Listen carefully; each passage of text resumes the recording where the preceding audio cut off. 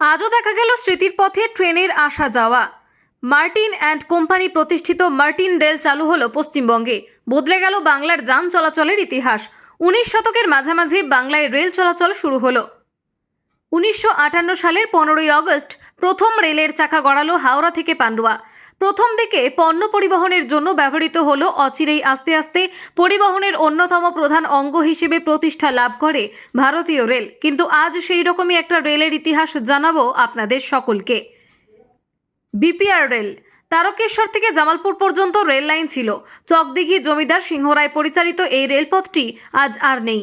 1964 সালের শেষের দিকে রেল চলাচল বন্ধ হয়ে গেলেও আজও ইতিহাস বহন করে চলেছে সেই টিকিট ঘর, ট্রেন আসার সময়সূচি। তৎকালীন 10 ঘড়া শ্রীকৃষ্ণপুর লাইন ধরে স্টেশনে স্টেশন মাস্টার তারকচন্দ্র মুখার্জি বর্তমানে জীবিত না থাকলেও তার পরিবার ওই টিকিট কাউন্টার সহ স্টেশন রুমেতেই বসবাস করেন। তবে এসব কিছু অতি যত্ন সহকারে থাকলেও রেল লাইনের কোনো চিহ্ন আর নেই। তবে শোনা যাচ্ছে সরকারিভাবে নাকি এই রেল লাইনকে আবার পাতার পরিকল্পনা চলছে।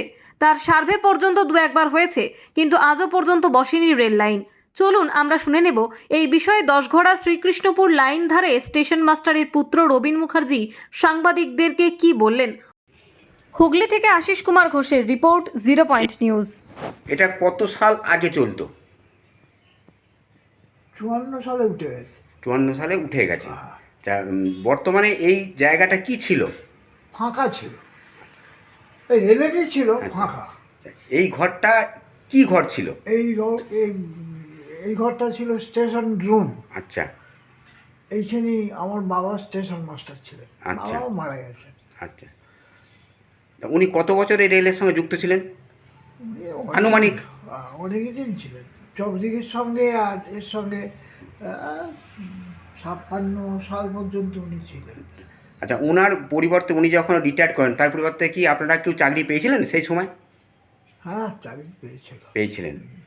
আচ্ছা, আর বর্তমানে এখন শোনা যাচ্ছে যে রাজ্য থেকে আবার এটাকে নতুন করে দেখো বিপিআরএল চালু হবে, তার জন্যে সার্ভে করা হচ্ছে।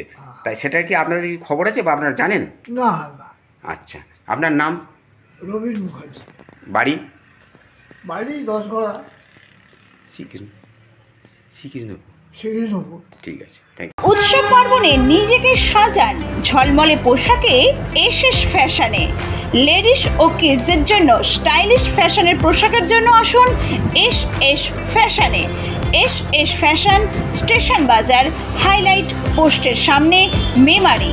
মোবাইল 6294067522 9832152525। যে কোনো উৎসব পার্বণে নিজেকে সাজান ঝলমলে পোশাকে এসএস ফ্যাশনে।